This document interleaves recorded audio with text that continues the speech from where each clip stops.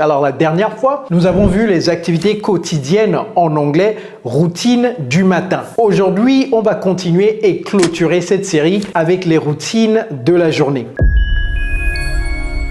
Hello everybody, it's Coach Joe, your English coach. Donc la dernière fois, on s'est arrêté exactement lorsqu'on a quitté la maison, to walk out the door. Si vous n'avez pas vu cette vidéo, allez regarder tout d'abord cette vidéo avant de regarder celle-ci. Et si vous n'êtes pas encore abonné à la chaîne, abonnez-vous d'abord, likez, aimez cette vidéo, abonnez-vous, c'est-à-dire souscrivez-vous à la chaîne gratuitement bien entendu et activez la cloche de notification. Alright, without further ado, let's go. Si vous ne savez pas ce que cette expression without further ado veut dire, allez regarder l'autre vidéo où je l'ai expliqué. Alright, so, boulot, métro, dodo. Lorsqu'on a quitté la maison, on est en chemin pour le boulot. Mais on peut peut-être déposer les enfants à l'école d'abord, n'est-ce pas? On va parler de ça, on va parler également des embouteillages avant d'arriver au travail. Donc, work. Et ça, on va dire, je vais vous l'expliquer après, commute. Alright? Et ici, on va dire evening activities. J'avais dit, peut-être qu'on va aller déposer les enfants, n'est-ce pas? Dans ce scénario, to drop the kids off to school. Wow, une grande expression, n'est-ce pas? Mais ce qui est bien avec ça, c'est que vous pouvez l'utiliser exactement tel quel. Vous n'avez pas besoin de changer quoi que ce soit. To drop the kids off to school. Alright, ça veut dire déposer les enfants à l'école. To drop the kids off to school. Maintenant, imaginons, ok, un autre scénario où vous prenez le bus, en fait. To catch the bus. All right? To catch the bus. To catch, c'est-à-dire attraper, ok? Mais pas littéralement. Monter dans le bus, to catch the bus. Encore une fois, un autre scénario où vous prenez un taxi. Donc, je ne vais plus utiliser le même verbe, je vais utiliser quelque chose d'autre. To grab a cab. Le taxi ou bien a taxi. Ou bien un Uber. Un Uber. Donc, on a to grab a cab, to grab a taxi, to grab an Uber ou autre chose. Tout ce que vous voulez. En Côte d'Ivoire, il y a d'autres choses. Il n'y a pas Uber, n'est-ce pas? Il y a d'autres choses en Côte d'Ivoire. Donc, mettez tout ce que vous voulez là-bas. Donc, lorsque vous faites ces deux activités, c'est sûr que vous n'allez pas déposer vos enfants à l'école. Ça, c'est lorsque vous conduisez, n'est-ce pas? Vous allez déposer les enfants à l'école. Alright, vous avez déposé les enfants à l'école. Maintenant, vous conduisez au travail. To drive to work. Conduire au travail. Alright, qu'est-ce qu'on peut faire durant le trajet? On peut écouter un audiobook par exemple. The computer could do no wrong. Ce que je dis toujours à mes élèves, c'est mettez ce temps-là à profit. Au lieu d'écouter la musique durant le trajet, vous pouvez écouter un livre audio. To listen to an audio book. Durant le trajet au travail, c'est quoi? C'est during the drive to work. Ok, durant le trajet pour le travail. Les embouteillages.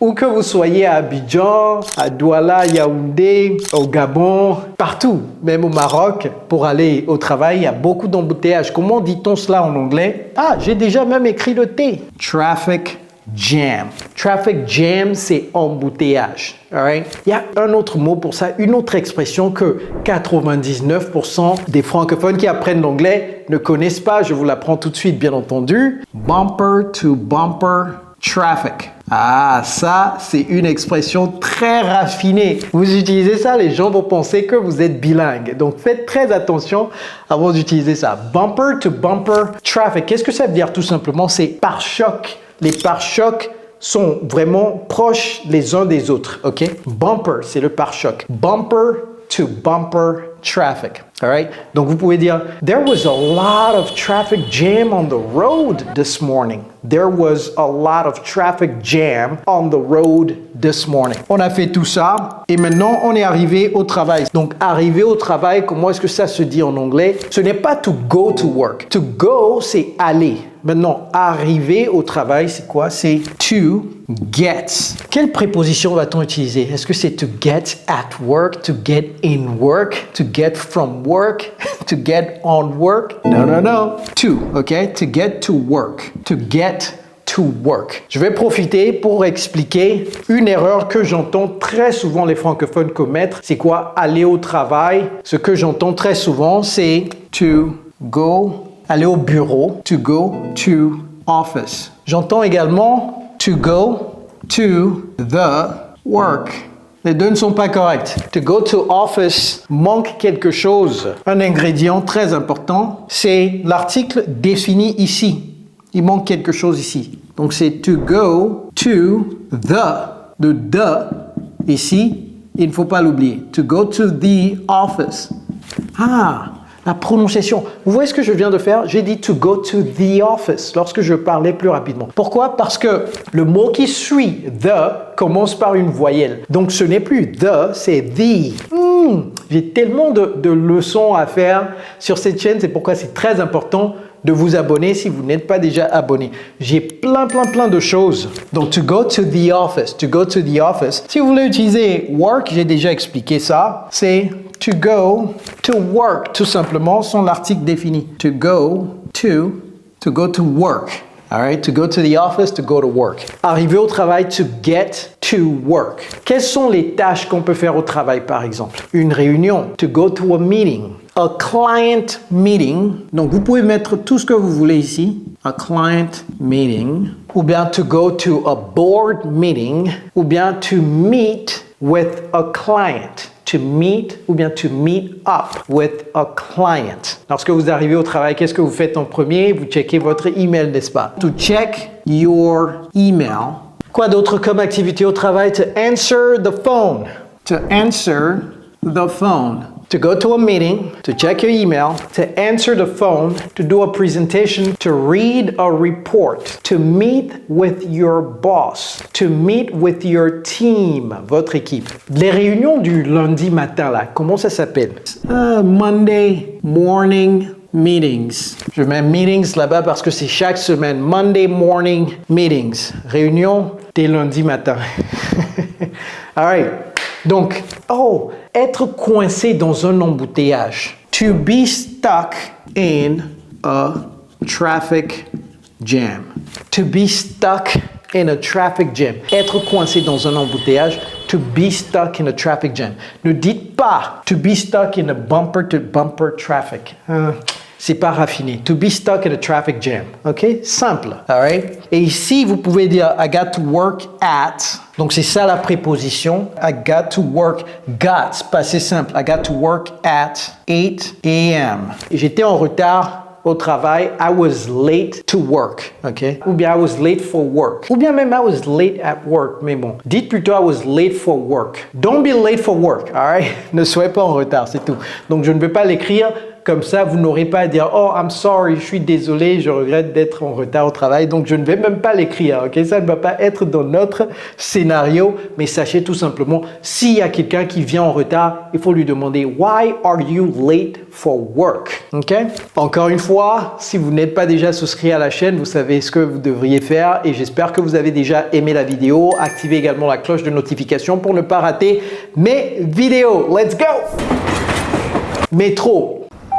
Donc, vous avez charbonné durant la journée. Maintenant, vous repartez. Commute veut dire quoi? C'est le trajet. C'est le trajet généralement de la maison au travail ou du travail à la maison. C'est ça qu'on appelle un commute. Ce que j'ai manqué de dire ici, c'est le transport public. Comment est-ce qu'on dit le transport public? Vous allez dire public transport, n'est-ce pas?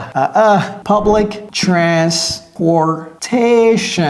Public transportation. Transportation. Public transportation. Avant cela, il faut quitter le travail, n'est-ce pas? So, to finish work, pour les niveaux intermédiaires ou bien avancés, je vais vous donner une expression. C'est to wrap up. To wrap up your work. To wrap up your work. C'est ce qu'on appelle un verbe à particules, c'est-à-dire le verbe plus une préposition. To wrap up your work ou bien to finish work. Mais comme je l'ai dit, si vous utilisez bumper to bumper traffic et to wrap up work, faites attention et j'espère que votre niveau est très bon parce que votre interlocuteur va se dire « Ah, Cette personne parle très bien l'anglais, donc il va commencer à augmenter le débit. Donc faites très attention aux expressions que vous apprenez, parce que dans la tête de l'interlocuteur, si vous commencez à utiliser une expression que l'interlocuteur sent que ces expressions, c'est généralement les gens qui sont confortables en anglais qui utilisent ces expressions, donc automatiquement, il ou bien elle va ajuster le débit de la conversation. Donc faites très attention. Alright. Ce commute, c'est quoi? Commute back home. C'est commute back home. Ce n'est pas commute to work. Donc vous avez deux sortes de commute to work et commute back home. Donc ça, c'est commute, sous-entendu, back home. Donc finish work, to turn off the computer. Ne dites pas to turn off the PC. Est-ce que vous commandez de la nourriture au travail à des gens qui restent tard? Pourquoi pas? Je vais mettre ça ici, mais si vous ne faites pas ça au travail, donc vous n'en avez pas besoin. To order dinner. All right. To get in the elevator. To get in the elevator, rentrer dans l'ascenseur. To get in the elevator. Donc, vous pouvez ajouter l'heure un peu partout. To finish work, to wrap up work at 6 p.m., to order dinner at 6:15 p.m., etc. To get in your car. Là où vous garez les voitures, ça s'appelle comment? Alors, deux choses. Là où vous garez les voitures, lorsque c'est une enceinte close, vous rentrez dedans, vous conduisez, vous garez. Il y a un autre nom pour ça. Lorsque c'est une surface plate ou bien plane et que vous garez la voiture là-bas, juste à la devanture du travail, c'est parking lot. Mais non, si c'est dans une enceinte close, parking toujours, parking. Mais ici, c'est garage. Et ça se prononce garage. Garage. Parking garage. All right? Very important to understand the nuance. C'est très important de comprendre la nuance. All right? Donc, vous allez dire to walk to the parking lot. I walked to the parking lot. Okay? I walked to the parking garage. I got in my car to get in your car to drive back home. Ah, mais attention, attention. Si vous avez fait ça, il faudrait repartir les prendre, n'est-ce pas? À moins que vous sortiez tard, normalement, vous devriez aller récupérer les enfants à l'école. Et ça se dit comment? To pick up the kids from school. Je nuance ça avec ça. To drop the kids off to. To drop the kids off to school. Mais to pick up the kids from school. Ça, c'est deux mots. C'est un verbe plus la particule. To pick up the kids from school. Vous pouvez également dire to drive back home ou bien to head back home. To head, c'est partir en direction de. To head. C'est-à-dire, to head n'est pas to drive. To head, c'est tout simplement aller dans une direction spécifique. To head. Donc, to head back home. All right. Peut-être vous avez laissé vos habits quelque part. Il faut aller les récupérer. To pick up your clothes from the dry cleaner. Là où on lave, sèche et repasse vos habits, dry cleaner. Donc, maintenant, vous êtes prêts à rentrer. Garez la voiture. To park the car. Et ensuite, to walk home. Notez quelque chose. La prononciation de ça, j'ai dit walk. La prononciation de ça, c'est quoi? Work. C'est comme si ça, c'était W-E-U-R-K. Work. Et ça, c'est walk. All right? Lorsque vous rentrez et que vos enfants sont déjà à la maison, il y a une expression que je vais vous apprendre. Papa est rentré, maman est rentrée. C'est quoi l'expression à utiliser ici? Daddy's home. Ou bien, on ne va pas oublier les femmes. Mommy is home. All right? Hey kids, mommy's home. Hey kids, daddy's home. All right? Commencez à utiliser cette expression. Activité de la soirée. Qu'est-ce que vous faites? J'espère que avant de vous affaisser sur le canapé, vous vous êtes dévêtu et vous vous êtes mis quelque chose d'autre, ou bien surtout vous avez pris la douche. On a vu l'expression prendre une douche. On va revoir ça ici très rapidement. D'abord, on va se dévêtir. To take your clothes off. Ou bien to take off your clothes. C'est la même chose. Ensuite quoi? To shower. To take a hot shower. En hiver, c'est bien a hot shower. En été, to take a cold shower. To take a cold shower. J'aime prendre des douches glacées en fait. Ça a beaucoup d'effets positifs sur la santé. ok? Allez rechercher les effets positifs d'une douche glacée.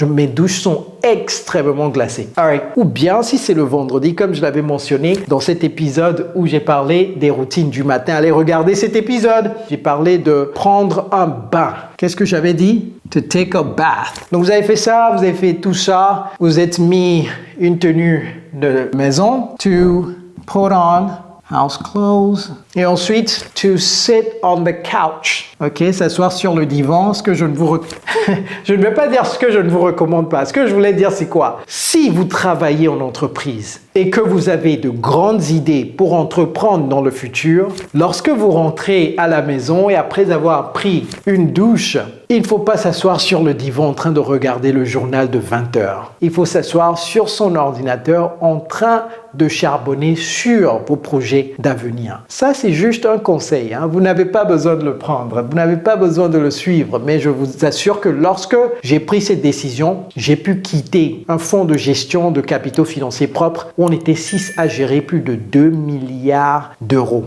Donc, si j'ai pu le faire, vous pouvez également le faire. Alright? Et maintenant, j'entreprends pour moi-même. Alright? Et c'est nettement mieux. Et vous sentez que vous impactez également plus. Vous voyez plus votre impact plutôt que lorsque vous travaillez dans une très grande entreprise de dizaines de milliers de collaborateurs. Mais on continue, ok? Ça, c'était pas le cours d'anglais, alright? Ok.